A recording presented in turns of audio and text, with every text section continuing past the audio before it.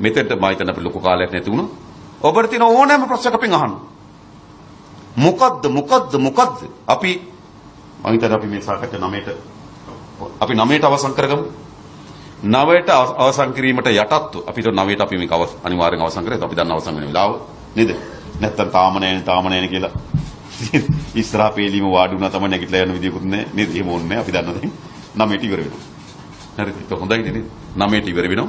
හැබැයි ඔබ අපි විශ්වාස කරන්න ඕන. අපි විශ්වාස කරන ඔබ අපි ප්‍රශ්න කරන්න. නේද? ඉතින් මම හිතන්නේ ඒක හොඳයි. නැත්තම් මමම දීගෙන යන්න. මම හිතන්නේ පළක් නැහැනේ. අපි ඇත්ති තරම් කතා කරලා තියෙනවා. නේද?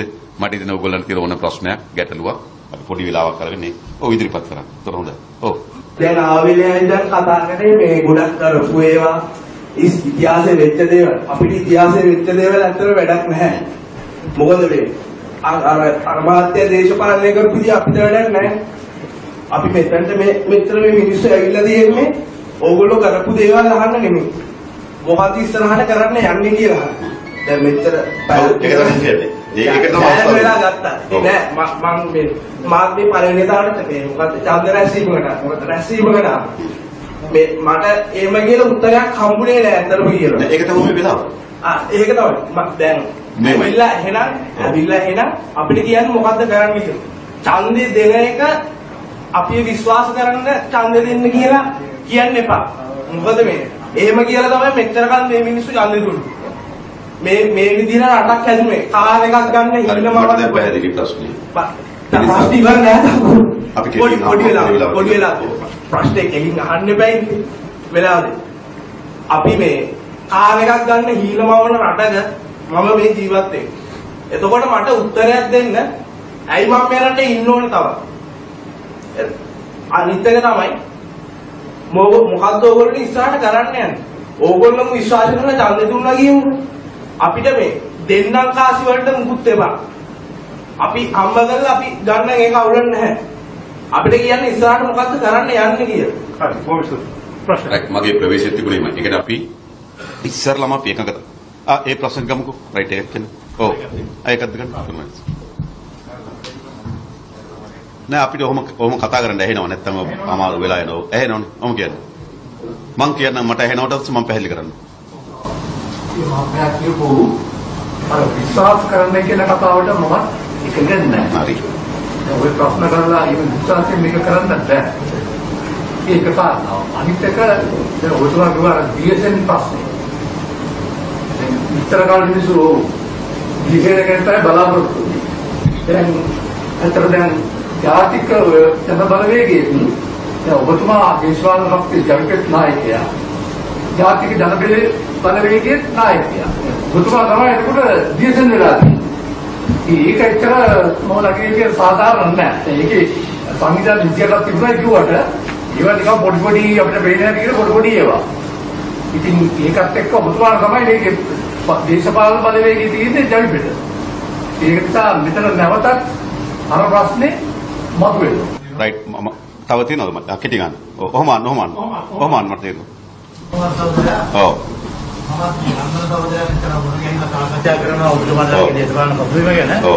මිනිසුන් අතර පුංචි සැකයක් තියෙනවා. 89 කාලේ ඩෙන්ටිටි කාඩ් අරගෙන මිනිසුන්ගේ ඔය ඒ කරපු ඒ භීෂණය පිළිබඳ පුංචි සැකයක් තියෙනවා. ප්‍රථමයෙන්ම මිනිසුන්ගේ මනස හදලා ඒ සැකේ දුරු කරන්න. දෙවෙනි එක මේ යන ගමනේ ඔබතුමන්ලාගේ ඉදිරි දැක්මට ඉදිරිපත් කරලා තියෙන ඔබතුමන්ලාගේ සංවිධායක මඩුල් උගත් මිනිස්සු ඒ වගේ මේ නියමෝ කවුද? ජාත්‍යන්තර සබඳතා කොහොමද පවත්වාගෙන යන්නේ? අන්න ඒ පිළිබඳ පැහැදිලි විස්තරයක් අපිට අවශ්‍යයි. මම හිතන්නේ මේ ප්‍රශ්න වලින් ගොඩක් ආවරණ වෙයි කියලා. තව ඔව්. කාලේ දැක්ක අහලා තියෙනවා. ජනතා විමුක්තිකරණයේ සමාජිකයෝ මම හිතන්නේ 88 89 කාලේ 80000ක් විතර ජීවිත පූජා කරලා කියලා. එතකොට ඒ තුලින් ඇත්තටම ප්‍රතිඵල ලබා ගත්තේ වෙන අය.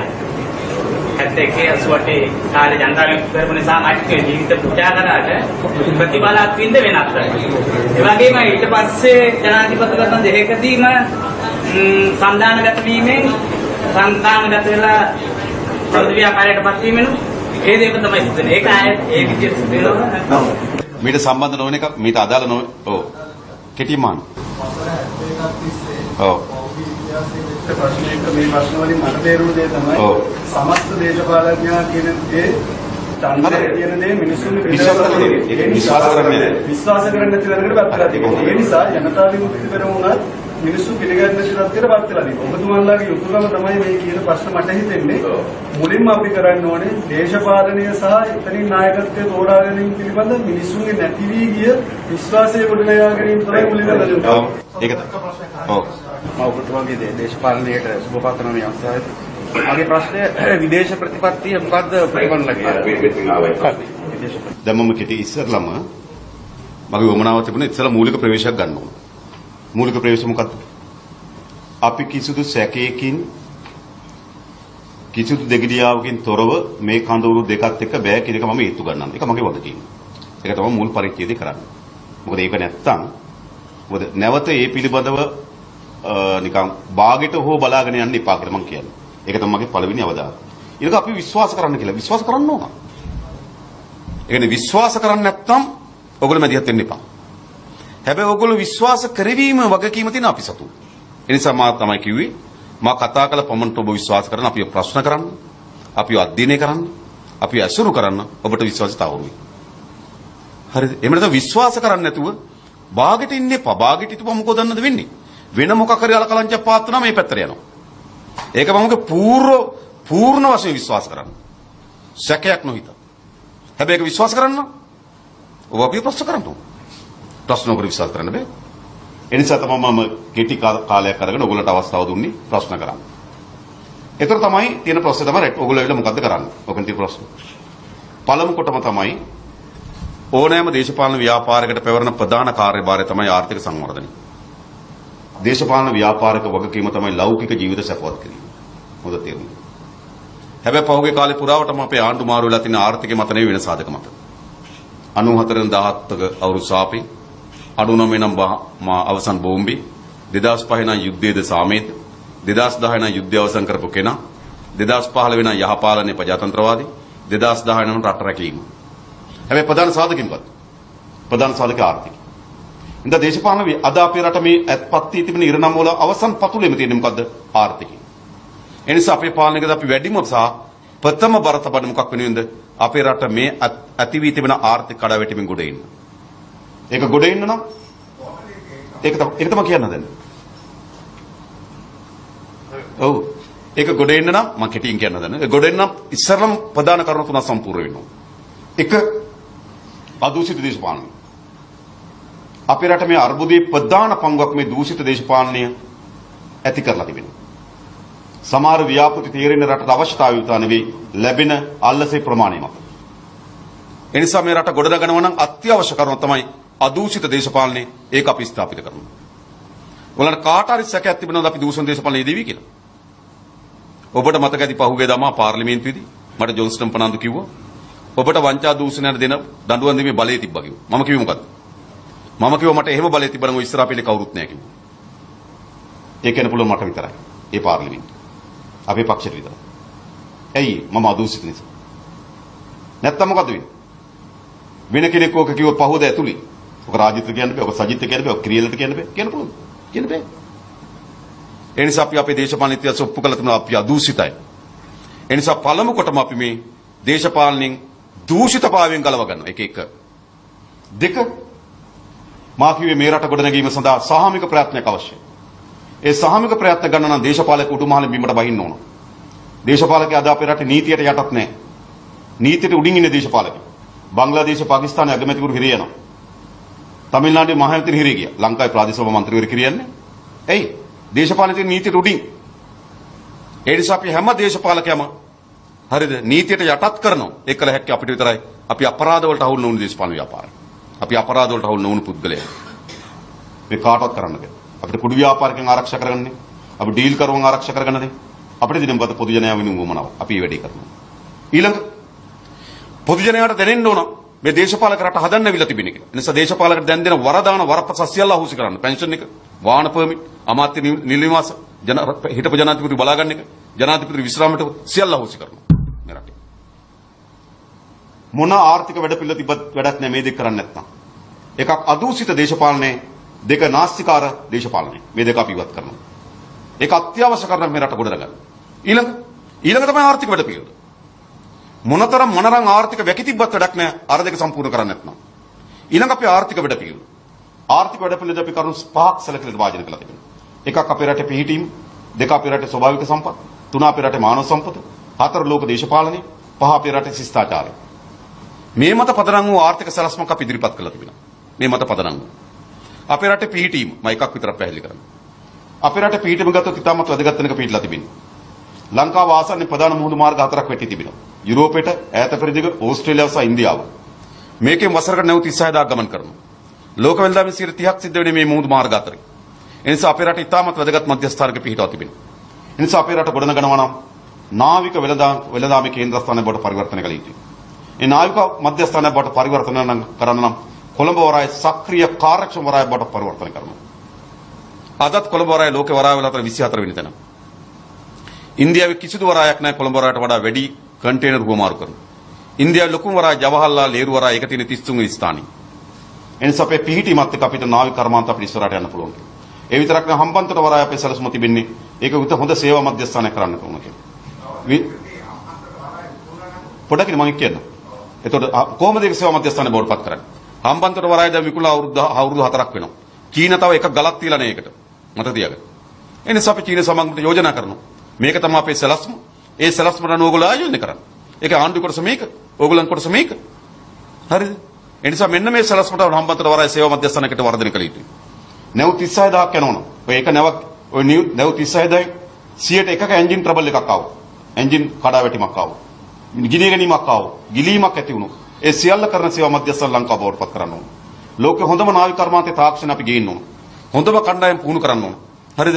ඒක අපි හිතනවා ඩොලර් උල්පතක්. ඔය හයිවේ එකක් වේදම් කර මුදල් වලින් අපි යොක් කරා නම් හයිවේ 5ක් අපේ ඩොලර් හොයලා හදන්න තිබුණා. අපේ පිහිටීමත් එක්ක අපේ ආර්ථික සැලැස්ම. අපේ රටේ ස්වභාවික සම්පත්. ගොඩක් කියන්නේ අපේ රටේ වගේ අටගුණයක මහමුදක් තිබෙනවා. ඉතාමත් මරණ වෙරළ තීරයක් තියෙනවා. හොඳ දේශගුණික කලාප තුනක් තියෙනවා. ඒ වගේම හොඳ ජෛව විවිධත්වය සහිත රටක් තිබෙනවා. ඒ වගේම පෞරාණිකත්වයක් තිබෙනවා. මේ හිස්ටරිකල් මේ ඉතිහාසයක් තිබෙනවා. අපි දන්නවා. අපේ ගල් විහාරය, ලෝවාමාපාය, ඉසුරුමුණි පෙම්මියුල මේ අවකන බුදු පිළිමේ ඒව බලන්න. ඉතාමත් පෙර ඉතිහාසයක් සහිත රටක් අපිට තියෙනවා. ඒ නිසා අපේ සංචාරක ව්‍යාපාරය ඉතාමත් හොඳ තෝතැන්න. අපි තාමත් සංචාරක ව්‍යාපාරයෙන් මිලියන 2.4යි. තායිලන්තයේ වසරකට ගෙනන මිලියන 42ක්. මැලේසියාව මිලියන 51ක්. ලංකාව ගෙන මිලියන 2.4යි වැඩිමාවේ 2018. අපි නව සංචාරක ව්‍යාපාරයේ ප්‍රවර්ධනයක් ඇති කරන්න ඕනකම තියෙනවා. ඒකට ඕන තරම් විභවයක් මේක රට ඇතුලේ තියෙනවා. අපිට ඉතාමත් හොඳ මරණ වෙරළ තීරයක් තිබෙනවා. දකුණු වෙරළ තීරේ වාරකම් කාලෙට නැගෙනහිර වෙරළ තීරේ විවෘත වෙනවා. නැගෙනහිර වෙරළ තීරේ වාරකම් කාලෙට දකුණු වෙරළ තීරේ නිදහස් වෙනවා. එනිසා ඉතාමත් හොඳ සංචාර කර්මාන්තයට අවශ්‍ය වෙන පසුබිමක් වෙන අපි ඒක සංවර්ධනය කරන්න ඕනේ. ලෝකේ ඔය ජනාධිපති මන්ත්‍රී ඇමති නිලමාස සංචාරක මණ්ඩලයට පවර ලෝකෙන්න ධන කුවේරයන් ගෙන්න ගන්න සංචාරක මධ්‍යස්ථාන බවට අපි පත් කරනවා. ඒක අපේ පිහිටීමත් එක්ක. ඊළඟ වැදගත් දේ අපේ මානව සම්පත. අපිට විශාල ජනගහනයක් ඉන්නවා. නේද? වර්ග කිලෝමීටර එක 343ක් ජීවත් වෙනවා. ඕස්ට්‍රේලියාවේ 3 දෙනයි. කැනඩාවේ 11 දෙනයි. වැඩිම ජනගහනය චීනයේ වර්ග කිලෝමීටර ජීවත් වෙන 247යි. අර ලංකාවේ 343ක් ජීවත් වෙන විශාල ජනගහනත්වයක් තියෙනවා. ඒ නිසා අපේ ආර්ථිකයේ වැදගත්ම සාධකය මොකද්ද? මානව සම්පත. දැන් මේ මානව සම්පත දිනු කරන්න ඕන. මානව සම්පත් දියුණු කරන්න ප්‍රධාන සාධක තුනක් වුණා. එක අධ්‍යාපනය, දෙක සෞඛ්‍ය, තුන ක්‍රීඩාව. අපේ ආර්ථිකයේදී වැඩිපුර බර තබන්නේ අපි මේ සේවාවන් තුන වර්ධනය කරන්න. අධ්‍යාපන, සෞඛ්‍ය සහ ක්‍රීඩාව. ඊට නැනවත් දරුවෙක්, සෞඛ්‍ය සම්පන්න නිරෝගීමත් දරුවෙක් සහ වීර්ය සම්පන්න දරුවෙක්. අධ්‍යාපන, සෞඛ්‍ය, ක්‍රීඩාව අපේ ප්‍රමුඛතාවය මානව සම්පත් දියුණු කරනවා. මොකද අපිට විශාල අමුද්‍රව්‍ය නැහැ. විශාල සම්පත් නැහැ. තෙල් නැහැ, ගෑස් නැහැ, ගල් ලඟුරු නැහැ, රත්තරන් නැහැ, තුතරාගෙන ඉදිරියේ තඹන ඉදිරියේ. අපිට තියෙන මොනවද? මානව සම්පත. දැන් මේ මානව සම්පත් දියුණු කිරීම තමයි අපේ ආර්ථික සංවර්ධනයේ ප්‍රධාන මාවත. අපි හිතනවා මේ මානව සම්පතාර ලෝකෙ මුදුකාංග වෙළඳ පොලෙන් අපිට විශාල පංගුවක් අත්පත් කරගන්න පුළුවන් වේවි. ඔබ දන්නවනම් 2021 වසරේ අපි දන්න ලෝකෙ ලොකුම සම්පත හැටියට හඳුනන දැන් තෙල් සම්පත. හැබැයි සෞදි අරාබි 2021 වසරේ තෙල් අපනයනය කරලා හොයාගත්තේ ඩොලර් බිලියන 113යි. තෙල් අපනයනයෙන් සෞදි අරාබිය හොයාගෙන තියෙන ඩොලර් බිලියන 113යි. ඉන්දියාව 2021 වසරේදී මුදුකාංගර සොෆ්ට්වෙයාර් හොයාගෙන තියෙනවා ඩොලර් බිලියන 133ක්. ඒ නිසා තෙල් වලට වඩා වටිනා සම්පත මොකද්ද? මුදුකාංග වෙළඳපොළ. හැබැයි අපේ පාලකයන්ට දැක්මක් තිබුණේ 2014 තමයි උසස් පෙළ විභාගෙට තාක්ෂණික වේදිකේ කියන විෂය ඇතුළත් කරේ. 2014 දී මේ පාලක මුණක් පැරණි පාලකයෙක්. 2014 තමයි IT කියන සබ්ජෙක්ට් එකක් ඇතුළු කරේ උසස් පෙළ විභාගෙට. කොම්පියුටරේ නේද 61කට කතා වෙන්න පටන් 80 භාවිතාව වෙනවා. අපි උගන්වන්නේ 2014 මොනතරම් පැරණිද? අපි අපේ රටේ මුදුකාංග ලෝක වෙළඳපොලේ මුදුකාංග වෙළඳපොලේ පංගුවක් අත්පත් කර ගැනීම සඳහා අපේ මානව සම්පත් දියුණු කරනවා. අපි ඒකේ සැලසුම් කළා තියෙනවා ඩොලර් බිලියන 15ක අපිට ආර්ථිකයට යන්න පුළුවන් කියලා. ඊළඟ නිකං ආර්ථිකයකට යන්න බෑ විදේශ සබත්තාවය. දැන් ලෝකේ කිසිදු රාජ්‍යයකට හුදකලා වෙලා ජීවත් වෙන්න බෑ. අද ලෝකේ වෙනස් වෙලා තිබෙන්නේ. වෙනදා ලෝකේ නෙවෙයි. අද ලෝකේ බල කඳුරු ගණනාවක් නිර්මාණය වෙලා තිබෙනවා. බල කඳුරු ගණනාව. 1990 සමාජවාදී කඳුරට තියෙන කාලේ 90 බිඳ වැටෙන කලින් නේද? සෝවියට් දේශ ප්‍රමුඛ කරගත් සමාජවාදී කඳුරක් තිබුණා. එක්සත් ජනපදයේ කේන්ද්‍ර කරගත් ධනවාදී කඳුරක් තිබුණා. 90ට කලින් අපි තිබුණ ලෝකේ සීතල යුද්ධයක තිබ්බා කිව්වා. හැබැයි ලෝකේ සීතල යුද්ධයක් තිබ්බට යුද්ධ තිබ්බේ නැහැ. නමුත් 90න් පස්සේ සමාජවාදී කඳුරු බිඳ වැටෙනවා. එක්සත් ජනපදයේ කේන්ද්‍රගත ලෝකයක් ඇති වෙන්න පටන් ගත්තා. ලෝක යුද්ධ නිර්මාණය වෙන්න පටන් ගත්තා. ඉරාකයේ ආක්‍රමණය, ඉරානයේ, සිරියාවට බෝම්බ බෙදීම, ඇෆ්ගනිස්තානයේ, මේ සූඩානයේ, කොසෝව මේ සියල්ල ආක්‍රමණය කරේ 90න් පස්සේ. හැබැයි අද මොකද වෙලා තිබෙන්නේ? අද එක්සත් ජනපදයේ තනි පොලිස් කාර්යාලය ලෝකේ විශාල බල කඳුරු ඇදලා තිබෙනවා. ඉන්දියාව, චීනය, රුසියාව, යුරෝපා සංගමයේ එක්සත් ජනපදයේ අලුත් බල කඳුරු හැටියට වර්ධනය වී තිබෙනවා. ඒ නිසා මොකද්ද අපේ විදේශ ප්‍රතිපත්ති විහෙකිවන්නේ? මේ සියලු බල කඳුරුත් එක්ක කරට අත නොදා ගන්නා නේද? කිසිදු කඳුරක් එක්ක අපි අන්‍යම් සබත්තාවයක් ගොඩනගාගන්නේ නැති ඍජු සහ සමබර විදේශ ප්‍රතිපත්තියක් අපිට තියෙනවා. සිරිමා බණ්ඩාරනායක මැතින් ලොකු අධ්‍යාපනය තිබුණ කාන්තාවක් නෙවෙයි. හැබැයි එය සීතල යුද්ධයක් කාලෙත් කඳුරු දෙකේම නායකයන් ගෙනල්ලා 1972 නොබෙදී යාතිගේ සමුළු මේ රටේ පැවැත්තුවා. එදා අපිට හොඳ විදේශ ප්‍රතිපත්තිය අපිට වෙන අඩුපාඩුකම් මොනවද තිබ්බ? අද අපිට විදේශ ප්‍රතිපත්තියක් තියෙනවා. අද මේ නායක සල්ලි දීලා ගන්නේ. විදේශ ප්‍රතිපත්ති නෑ මේගොල්ලන්ට. මේගොල්ලෝ සල්ලි දීලා ගත්තේ. මම පාර්ලිමේන්තුවේදී කිව්වා අගමැති මහින්ද රාජපක්ෂ මහත්මයා දිහා බලන්න ඔබතුමාට 2015 මැතිවරණදී චීන සමාගම් ඩොලර් මිලියන 6.5ක් ලබා දීලා තිබෙනවා. ලබා දීපු චෙක්පත් අංකයි චෙක්පත් වල පිටපතේ මං ගාව තියෙනවා. එතුමා ඔළුව වෙනවා. හරිද? මේ නායකයෝ මිලදී අරන් තියෙන්නේ. ඒ නිසා මේගොල්ලෝ අද විදේශ ප්‍රතිපත්තියක් නෙමෙයි මේගොල්ලන්ට නැහැ. මේගොල්ලන් තියෙන්නේ මොකද්ද? එක් රටවල වලින් සමාගම් විසින් මිලදී ගන්න ලද නායකයන් ඉන්නේ. අපිව මිලදී ගන්න බෑ. අපි මුදල් වලට යටත් කරන්න බෑ. රටේ ස්වෛරීභාවය, රටේ අභිමානයත් ආරක්ෂා කරගන්න ඍජු සහ සමබර විදේශ ප්‍රතිපත්තියක් අපිට අනුගමනය කරන්න පුළුවන්. ඒක තමයි අද ලෝකයේ රාජතාන්ත්‍රික භාවය. ලෝක රාජතාන්ත්‍රික භාවයේ සම්පත් විකිණීම නෙමෙයි. ලෝක රාජතාන්ත්‍රික භාවයේ අල්ලසත් නායකයන් මිලදී ගැනීම නෙමෙයි. ලෝක රාජතාන්ත්‍රික භාවය කියලා කියන්නේ නිදහස් නොබැදී ඒ වගේම සමබර විදේශ ප්‍රතිපත්තියක් අපි අනුගමනය කළ යුතුයි. ඒ නිසා ඉතාමත් හොඳ විදේශ ප්‍රතිපත්තියක් මේ ඔක්කොටම වඩා වැඩියෙන් අපිට අනුගමනය කරන්න පුළුවන්. ඊළඟ තමයි අපේ රටේ ශිෂ්ටාචාරය ගොඩනැගීම. ආර්ථිකය වැදගත්. ශිෂ්ටාචාරය ගොඩනැගීම අපේ රටේ කුසකර්මාන්ත පදන මත පදනම්ම ඒක අපේ රටේ ආර්ථික ප්‍රධාන කොටස බවට පත් කරන්න ඕන. අදත් අපේ රටේ සම්බලකයන් සිට 28ක් කුසකර්මාන්ත. අපේ රටේ අපනයන ආදායම සිට 25ක් කුසකර්මාන්ත. අපේ රටේ කර්මාන්ත වලින් සිට 25ක් ඇග්‍රිකල්චර් බේස් කර්මාන්ත. අපේ රටේ ඉඩම් වලින් සිට 11ක් කුසි ඉඩම්. අපේ රටේ ආර්ථිකෙන් සිට 8ක් අද දෙන්නේ කුසකර්මාන්ත. ඒ නිසා අපේ රටේ ප්‍රධාන ආහාර කුසකර්මාන්ත මන්ත්‍ර දාපවතින. දැන් කුසකර්මාන්ත අපේ රටේ ආර්ථික ප්‍රධාන පංගුව බවට පත් කරගතියි. මේ සියල්ල එකට ක්‍රියාත්මක කිරීම තමයි අපේ ආර්ථික වැඩපිළිවෙල. එතකොට තමයි එක මහත්මයෙක් කනවා ඒක ඔබත් දියසෙන් කුමරෙක්ද කියලා. නැහැ. හරිද? අපි හරි සාමාන්‍ය මිනිස්සු. අපි විස්ම කර්මයන් නෙවෙයි. හැබැයි අපි මොකද්ද කියන්නේ? ජාතික ජනබලවේගය කියලා විශාල ස්වාමිකත්වයක් හදලා තිබෙනවා. හර්ෂ නානායකර සහෝදරයෝ. දැන් කල්නුත් පැහැදිලි කර දීර්ඝ කාලයක් අපේ පක්ෂ ක්‍රියාකාරකෙක් නෙවෙයි. අපි වෙනත් දේශපාලන ක්‍රියාකාරයෙක්. ඔබ දන්න හොඳ මහත්මයෙක්. ඔබද මේකේ මොරටු ආසන සංවිධායක බවට පත් වෙලා තිබෙනවා. හරිද? ඒ වගේම විශ්වවිද්‍යාල ආචාර්යවරු, විද්වතුන්, වෙනත් දේශපාලන පක්ෂවල ක්‍රියාකාරකෙක් මේ සියලු දෙනා අපි එකතු කරගන්නවා. එකතු කර පොදු මධ්‍යස්ථානය. සහාමිකත්වය. මේක තනි පුද්ගලගේ මැජික් ක්‍රියාකාරීත්වයක් නෙවෙයි. ඒ නිසා අපි මොකද කරන්නේ? අපි ඉදිරියේදී අපේ රටේ අමාත්‍යංශ අපි හිතන අපේ රටේ අමාත්‍යංශ උපරිම 25යි, නියෝජ්‍ය අමාත්‍ය දුර 25යි. එතන උඩ යන්න බෑ අපේ රට. 25ක් වැඩි ජපානත් එක්ක සංසන්දනය කරලා බලපුවාම හැබැයි අපිට තියෙන ගොඩ ගන්න, කඩා වැටිච්ච රටක් ගොඩ ගන්න. ඒ නිසා යම් අමාත්‍යංශ ප්‍රමාණයක් ගොඩන ගන්නවා. ඒ කියන්නේ අපිට වැටිච්ච රටක් ජපාන්ට ඕනේ නැහැ. ජපාන් ඉතින් පවත්තගෙන යන. යුරෝපෙ ඉතින් පවත්තගෙන යන. අපිට තියෙන වැටිච්ච තැනක් ගොඩ ගන්න. ඒ නිසා ඒකට වැඩි ඉෆෙක්ට් එකක් දාලා බර දාලා ඒක අදින්න, ඒක ගොඩ ගන්න අමාත්‍යංශ ප්‍රමාණයක් වුණා නිශ්චිත වශයෙන්. එඳ අපේ උපරිම අමාත්‍යංශ 25යි, නියෝජ්‍ය අමාත්‍ය දුර 25යි. වෙන රාජ්‍ය අරමයා කෑලි ව්‍යාපෘති මුකුත් නැහැ. ඇමතිවරයා යන නියෝජ්‍ය අමාත්‍යවරයා. ඒක තමයි අපිට තිබුණේ 94ට කලින් වගේ. මේ රාජ්‍ය කෑලි අරමයා තිබුණේ අපේ රටේ හොඳේ. මේවා සනසන්න එක එක කෑලි බෙදලා දෙනවා හම්බ කරගන්න. ඒක වෙනස් කරනවා. වෙනස් කළා මොකද කරන්නේ? අන්න ඒකට අපි හොඳ කණ්ඩායමක් පත් කරනවා. හරිද? අධ්‍යාපනය ගත්තොත් කවුද අපි? අපි හොඳම කණ්ඩායම. දැන් අපි සෞඛ්‍ය උදාහරණයක් ගත්තොත් අපි අපේ කණ්ඩායමක් හඳුනනවා. මේගොල්ලෝ තමයි සෞඛ්‍ය ගොඩනගන වගකීම් බාරගන්නේ. අපේ නලින් ජයතිස්ස වෛද්‍යවරයා, අපි විශේෂඥ වෛද්‍ය නිහල් අබේසිංහ, රාගම් වෛද්‍ය පීඨී මහාචාර්ය ක්‍රිසාන්ත අබේසිංහ. මේගොල්ලෝ තමයි අපේ වෛද්‍ය බාර කණ්ඩායම. මෙන්න මේ කණ්ඩායම තමයි අපේ අධ්‍යාපන බාර කණ්ඩායම. මෙන්න මේගොල්ලෝ තමයි අපේ සෞඛ්‍ය බාර කණ්ඩායම. මේගොල්ලෝ තමයි විදේශ ප්‍රතිපත්ති හොඳ කණ්ඩායම. මේගොල්ලෝ තමයි නේද අපේ මහාචාර්ය අනිල් ජයන්ත, අපේ සුනිල් නන්දන් සහෝදරයා, අපේ වසන්ත සමරසිංහ සහෝදරයා. ඒගොල්ලෝ තමයි අපේ ආර්ථික බාර කණ්ඩායම.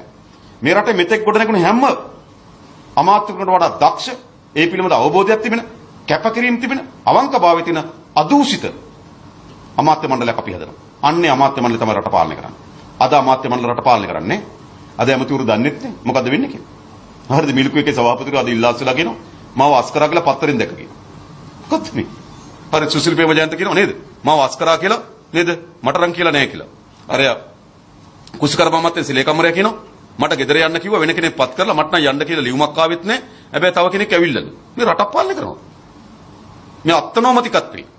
මේ තනි පුද්ගලගේ හිතුවක්කාරී ක්‍රියාවක්. පෞද්ගලික ගෑස් සමාගමට 12මාරට බැසි රාජපක්ෂ පත් කරන කවුද?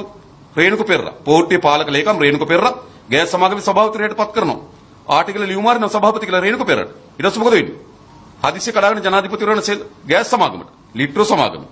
ගිහිල්ලා මොකද කරන්නේ? ගිහිල්ලා කරන දේ තමයි මෙයා අයින් කරලා නේද? අර රේණුක නෙමෙයි යාපොත් ඉසාර කියලා පත් කරනවා. මොකද මේ වෙලාදී?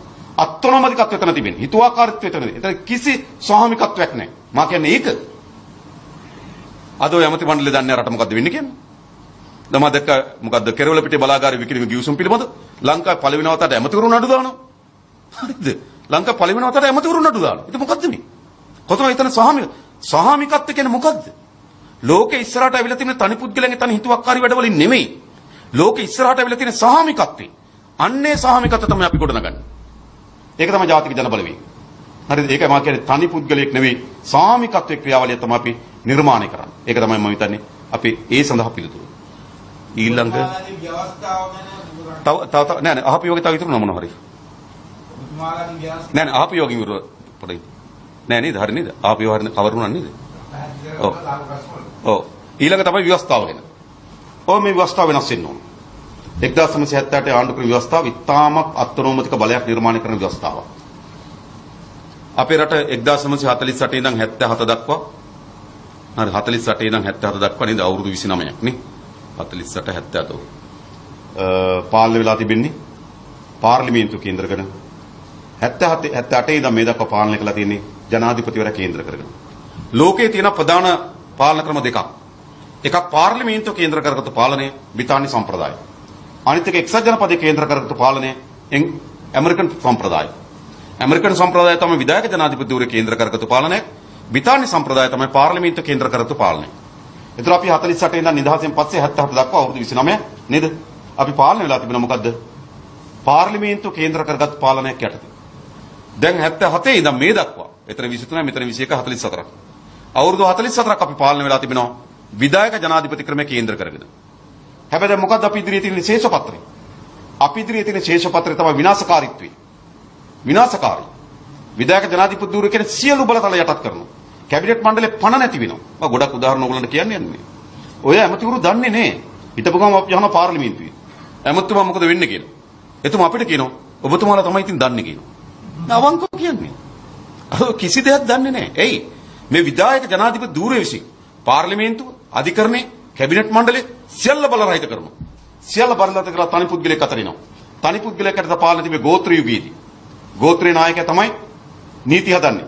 ගෝත්‍රේ නායකයා තමයි නීති ක්‍රියාත්මක කරන්නේ. ගෝත්‍රේ නායකයා තමයි දඬුවම ලබා දෙන්නේ. එයා පිටුවහල් කරනවද, දඬුවම් දෙනවද නේ? හංවඩු ගහනවද, දඬු කඳේ ගහනවද ඔක්කොම තීරණය කරන්නේ ගෝත්‍රේ නායකයා. මේ තනි අත්නෝමතික බලය ඇති ගෝත්‍රික යුගයේ. හැබැයි මිනිස් සමාජ ගෝත්‍රික යුගයේ ඉඳන් මේ දක්වා සංවර්ධනයේ සාමික තීන්දුව අරගෙන සාකච්ඡා කළ තීන්දුව අරගෙන. හරිද? ඒ නිසා යලි අපේ රටේ ආණ්ඩුක්‍රම ව්‍යවස්ථාව හරහා විධායකයේ, අධිකරණේ සහ නීති සම්පාදනය, පාර්ලිමේන්තුව නීති සම්පාදනය, නීති ක්‍රියාත්මක කිරීම, නීති වග විභාගයට ලක් කිරීම. මේකනේ මේ කියන්නේ. පාර්ලිමේන්තුව නීති සම්පාදනය කරනවා, විධායක නීති ක්‍රියාත්මක කරනවා, අධිකරණ නීති වග විභාගයට ලක් කරනවා. එතන මේ ව්‍යුහයන් තුන බලවත් කරන්න ඕන. අද මේ ව්‍යුහයන් තුනම විධායක ජනාධිපති ක්‍රමයටදී පොඩි කරලා තියෙන සපත්තුට යට කරලා තිබෙනවා. ඒ නිසා අපේ පාලනයක් යටතේ මෙන්න මේ ප්‍රජාතන්ත්‍රවාදී ව්‍යුහයන් යලි ශක්තිමත් කිරීම සහ ඒ ව්‍යුහයන් වර්ධනය කිරීම සඳහා අවශ්‍ය වෙන විවස්ථා සම්පාදනය කිරීම සඳහා අපි කටයුතු කරනවා. ඉතින් වෙලාව හරියටම 9. ඔව්. තුනෙන් දෙකේ බලයක් ඕනේ දෙකේ ව්‍යවස්ථාව. ඔව් තුනෙන් දෙකේ බලයක් අවශ්‍යයි. ඒක හරි. ඒ නිසා අපි පළවෙනි පියවර එතන නෙමෙයි අපි යන්නේ. අපි දැනට ඒගොල්ලන්ගේ සාකච්ඡා කරමින් තිබෙනවා. විශේෂයෙන්ම උතුරු සහ නැගෙනහිර දෙපළාතේ දෙමළ සහ මුස්ලිම් ජනතාවත් එක්කත් ඒ ප්‍රජානායකයන් එක්ක අපි විශාල සාකච්ඡාවක් කරනවා. ඒ නිසා මේ වැඩේ අපිට කරන්න බෑ තනි සිංහල ආණ්ඩුවකින්. සිංහල ජනතාව විතරක් ආශිර්වාදකින් මේක කරන්න බෑ. මේක කිරීම සඳහා අනිවාර්ය ලෙස දෙමළ මුස්ලිම් ජනතාවගේ සහාය අනිවාර්ය අවශ්‍යයි. ඒ නිසා අපි විශාල බරක් දානවා අපි ඒ පැත්තට. මම හිතන අපි යාපන විශ්වවිද්‍යාලයට යන බලන් ඉන්න ඉස්සරහට ඒ ගිලේ විද්‍යුත් ගම්බල සාකච්ඡා කරන්න.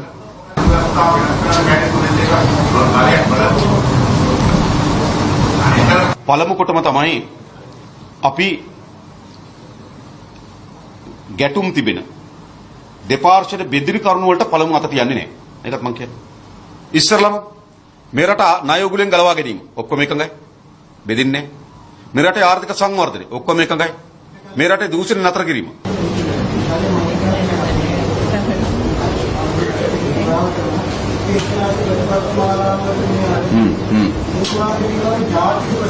ඔව්.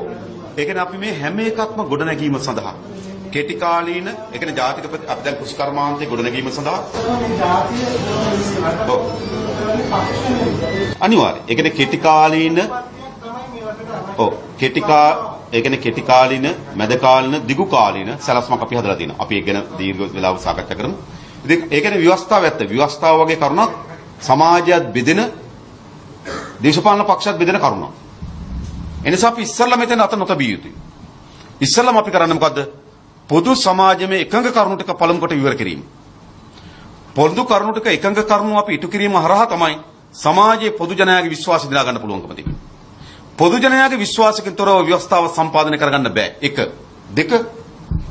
අපි ගේන ව්‍යවස්ථාව විධායක ජනාධිපතිතුමා අහෝසි කරන ව්‍යවස්ථාව විධායක ජනාධිපතිතුමා අපි අතේ තියෙනවා නම් අපි එක අතක් උස්සනවා නම් ඒගොල්ලෝ අත් දෙකම උස්සනවා. තේරුණාද නැහැ? හරිද? ඒ කියන්නේ විධායක බලය අපි ගාව නම් තියෙන්නේ. විධායක ජනාධිපතිතුමා අපි ගාව නම් තියෙන්නේ. අපි ඒක අහෝසි කිරීම සඳහා ව්‍යවස්ථා සංශෝධනයක් ගේනවා නම් අපේ පැත්තෙන් අපි උස්සන්නේ එක අතයි නම් ඒගොල්ලෝ අත් දෙකම උස්සලා කොට සාය දෙනවා. හරිද? ඒ නිසා මම හිතන්නේ අපිට යහපත් ආණ්ඩු ව්‍යවස්ථා සංශෝධනයක් කරගන්න පුළුවන්. හැබැයි මම කියන්නේ පළවෙනි අවුරුද්දේ ඒක කරන්න බෑ නේද?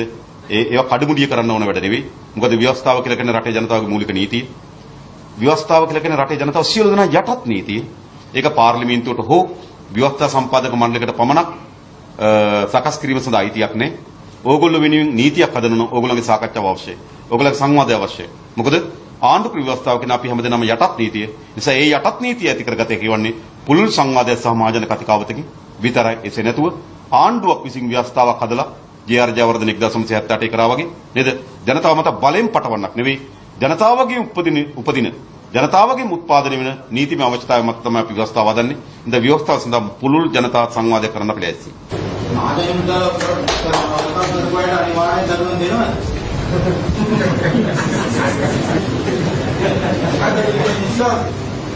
විශ්වාසයි. අපි හොරකම් කරන්න තියෙක. කවදාවත් මා කියන කවදාවත් දූෂිතයෙකුට දඬුවම් දෙන්නේ. දූෂිතෙක් හැම වෙලාවම දූෂිතෙක් ආරක්ෂා කරනවා. දූෂිතයෙකුට දඬුවම් දිය හැකි වන්නේ අදූෂිතයෙකුට විතරයි. අපි අදූෂිත ව්‍යාපාරය. ඒ නිසා දූෂණයට සහතික වශයෙන් දඬුවම් දෙන්න. ඒකට කිසි සැකයක් තියලා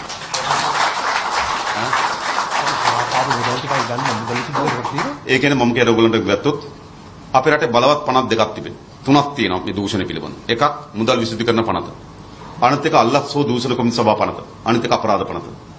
මේ පනත් තුන යටතේම දූෂණට එරෙහිව කටයුතු කරන්න පුළුවන්. විශේෂයෙන් මේකේ බලවත්ම පනත තමයි මුදල් විසුද්ධිකරණ පනත. මනි ලොන්ඩරින් ඇක්ට් එක. මුදල් විසුද්ධිකරණ පනත අනුව ඕනෑම පුරවැසියෙක් බැඳී සිටිනොත් තමන්ගේ දේපල උපයාගත්තු ආකාරය පැහැදිලි කරන්න බැරි නම් ඒ දේපල පවරා ගන්න පුළුවන්. බය වෙන්න එපා ඔයගොල්ලෝගේ වැඩේ මොකද? හරි. නමුත් නීතිය හැම තමයි තියෙන්නේ. නීතිය මොකක්ද? ඕනෑම පුරවැසියෙක් උපයාගෙන තියෙන දේපල උපයාගත්තු ආකාරය පැහැදිලි කරන්න බැරි නම් ඒ දේපල යලි පවරා ගන්න පුළුවන්. දැන් බැසිල් රාජපක්ෂට මල්වානේ ගෙදර පිළිබඳ නඩුව තියෙන මුදල් විසුද්ධිකරණ පනත යටතේ.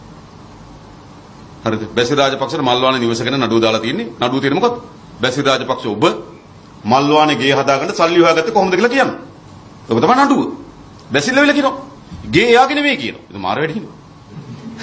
හරි දැන් ඔය යන්නේ ගේ එයාගේ නෙවෙයි කියනවා. දැන් නඩුව යන්නේ මොකටද? නෑ ගේ ඔයාගේ තමයි කියලා ඔප්පු කරන්න. හරිද? කවුද සුමන දාස කියනවා. සුමන දාස ඇවිල්ලා කියන නැකත් බලන් ආවේ කවුද කියලා. එයාකට උත්තරේ දීලා දුන්න නැකත් බැලුවේ කවුද කියලා ගේ මුල් ගාලා තියන්න.